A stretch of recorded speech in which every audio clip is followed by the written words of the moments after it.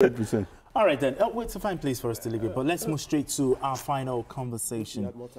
Tanker explosions and the quest for scooping fuel is gradually becoming a norm in the country, even as government has consistently warned against the hazard involved in engaging in such act. A tanker carrying 33,000 litres of premium motor spirit had suffered a tyre burst, resulting in a spill and subsequent fire outbreak. In a swift response, officers of the Oyo State Fire Service Ogbomoso branch arrived at the venue to contain the situation. However, the men were met with residents bent on scooping the fuel, resulting to throwing stones at them and their vehicle, which got broken in the process. As laughable as this may sound, what is really wrong? What is really going on in our society? Well, it's very easy to say poverty, but sometimes it's recklessness. In fact, I will put it to recklessness, because poverty is not an excuse for playing with your life. I mean, time and time again, people cannot say they are ignorant of the fact that there have been the incidents of people going to scoop dying because they are scooping fuel from falling tanker or burst pipeline. You know, people cannot claim ignorance.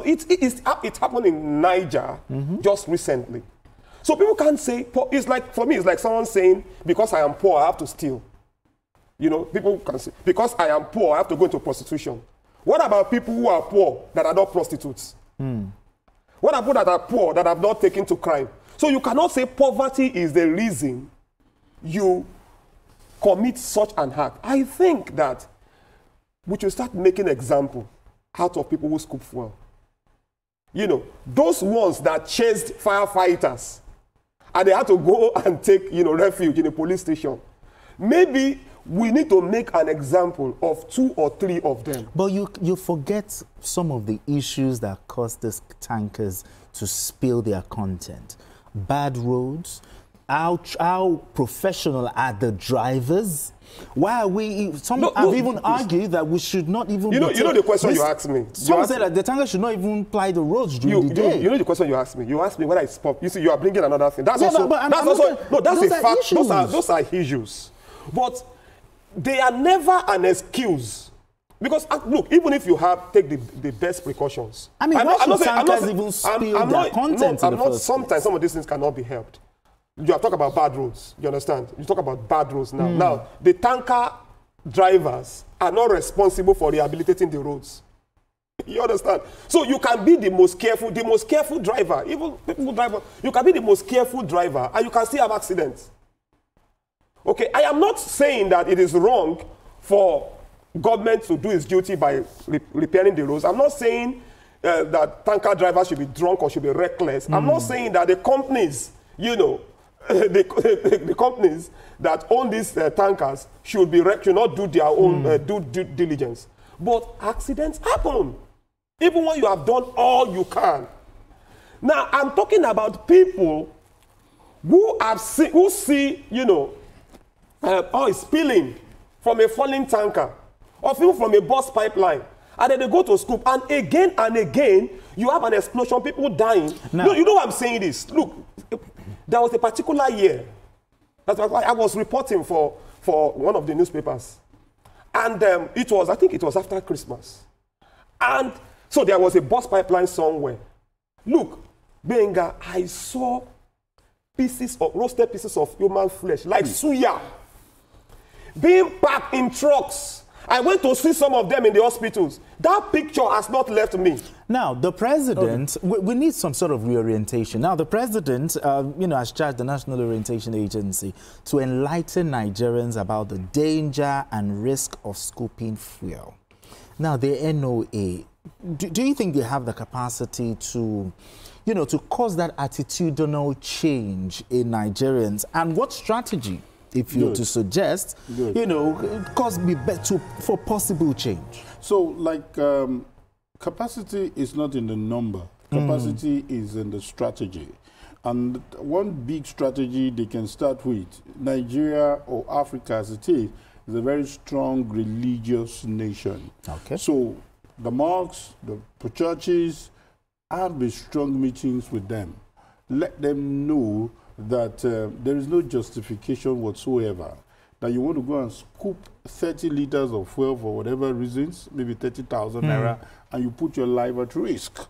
The first thing you do when you see danger is to keep a far distance from that area. You know, my little boy, you know, had some kind of hot water buns in his hand, and now anytime he sees hot water, he's far away. We don't have to be, and you run away. Exactly. We don't have to be reactive all the time. Let us take this preventive measure. Let us be proactive. And that's the idea. Unfortunately, we are being reactive now. Anyway, is now waking up to this. But if you look at these figures, look at the years it's talking about, this thing should have been entrenched in our curriculum. This thing should have been entrenched in everything we do. Now, let us run away from now, in preventing this, tanker falling, is it safe to say that Nigeria should start considering alternatives to road-based fuel transportation, such as rail or pipeline? I mean, is it worth considering? He just said what I wanted to say. This is what is very good, but it's a long-term plan. I mean, it's a long-term What if they thing. say, don't ply the roads during the day, do it midnight? Those ones exist. They exist. Like, for example, they are if you watch the story in, I think in Borno, no, was it Niger? Bago, he had to say that, hey, tankers should not ply the road during the day. These things happen. Even during the night, there are people who still go. Exactly. Not a single life is worth dying. I think the idea behind that, a lot of people are not moving on the road. He talked about stiffer penalties for those who scoop. Very much in order. Because if you don't get some kind of deterrent, because when analysts like us begin to say that it is poverty, somebody will still run to that side tomorrow. Somebody will still go there. The pastor will say, oh, it is poverty that caused it. Nigerians are hungry.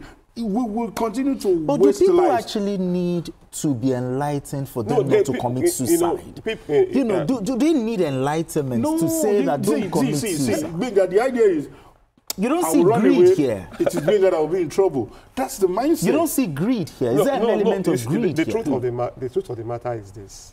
There is something he said which I think we need to emphasize. Greed or no greed, you know, we need strategy. To stop what kind of strategy he would you recommend? Religious organizations, for example. Do you remember that during COVID-19 lockdown, do you know that the pastors played a very huge role in getting people to cooperate with government? Religious leaders, yes, they played a very Islamic, the traditional. Yes, they played a huge role. You know, if there were even past churches that had places of religious places that had, you know, before you could come in, you had to wash your hand and all of that. They observed the social distancing, and it worked. Nigerians obeyed their religious leaders more than government, and that's the truth. You could also use the community leaders. Exactly. You know, all of that. But anyway, it's a fine place for us to live. How time flies, you know, when we talk Nigeria. Thank you so much, Kadila. I appreciate you for coming on to the studio to have this conversation. Paul Dada, I appreciate you as always. Thank you so much. Yeah. And thank you so much to the gentlemen in the back room, you know, to make sure that doing everything they can for us to have a beautiful show. And that's it on Journalist Hangout today. Join us tomorrow for another episode of the program. You can watch the repeat broadcast of this episode tonight at 11. And join us on Sunday for the longer version of Journalist Hangout from 1:30 to 3:30 p.m. We are on YouTube at youtube.com/TVC News Nigeria. I am Benga Oreshen. Bye for now, and God bless Nigeria.